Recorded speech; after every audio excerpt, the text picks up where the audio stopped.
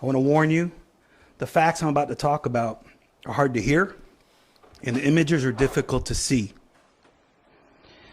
The two people that are on the screens are responsible for the brutal murder of a 6-year-old child and the abuse of their 5 other. These two suspects, March of this year. Room, a hotel, the Knights Inn, is located on the west side of our county on 192. There were a total of 8 people staying in this one room. 2 were the parents, and 6 were the children. The kids were not in school. They had no friends here. The parents had no area. These kids were isolated in this hotel room. I'll show you a photo of that.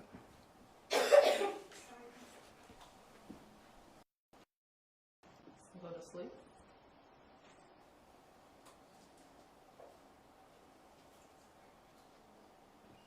That's where they were all.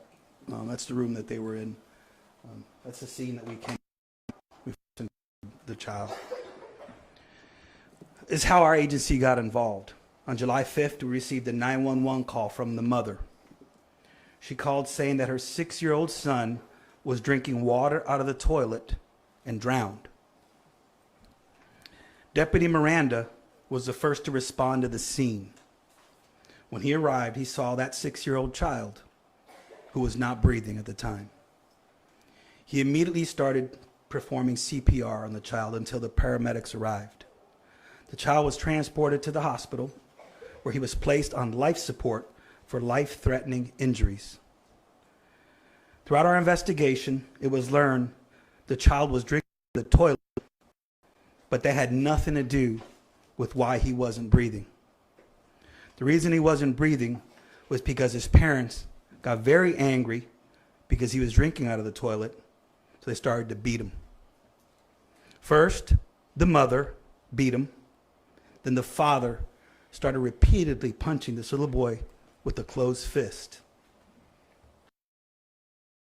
He punched him to the stomach area, to this little 6-year-old child. It was determined that he suffered a brain bleed and a lacerated liver. The little boy unfortunately passed away a few days later. The cause of death was blunt to the head and abdomen.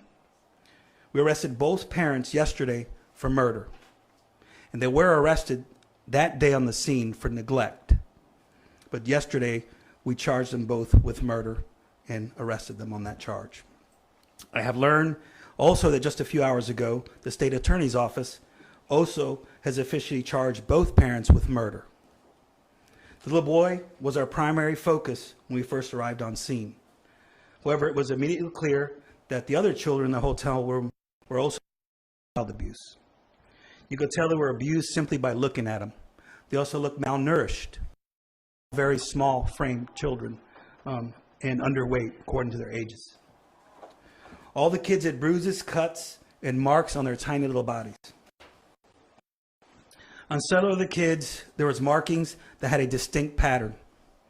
During the investigation, we learned that their parents would send them to the corner of the hotel room and beat them with the bottom of a shoe.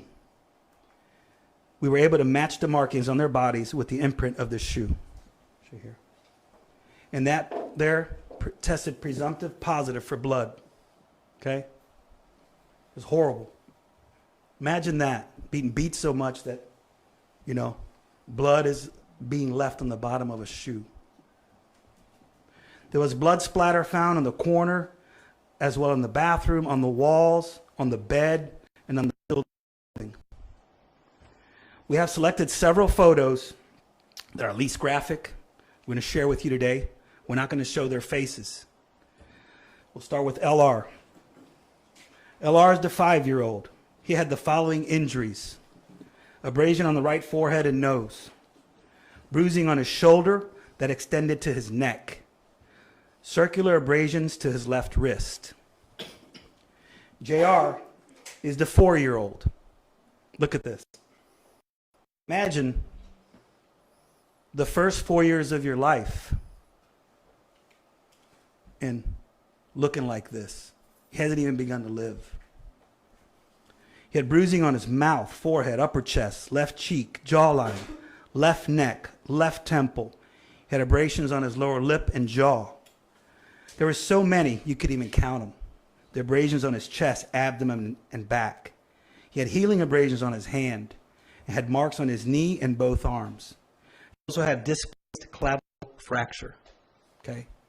And he's still walking around, you know, and it's just amazing that we caught these kids, and none of the other ones were able to meet the same fate as their older brother. LR is a 2-year-old. There's a set of twins. She had abrasions on her right temple, marks on her chest, bruise on her back and thigh. ZR is her twin sister. She had bruising on her cheekbone, lower back, buttocks, thigh, abrasions to her left eye and right neck. And then LR is a 10-month-old, little one. He had a hemorrhage of the left lateral eye, bruising in his left eye, bruised to his left cheek, mouth, and chin, abrasions on his back and ankle. In addition to the murder charge, we learned that the state attorney's office also has charged both parents with aggravated manslaughter of a child, aggravated child abuse, 5 counts of child neglect.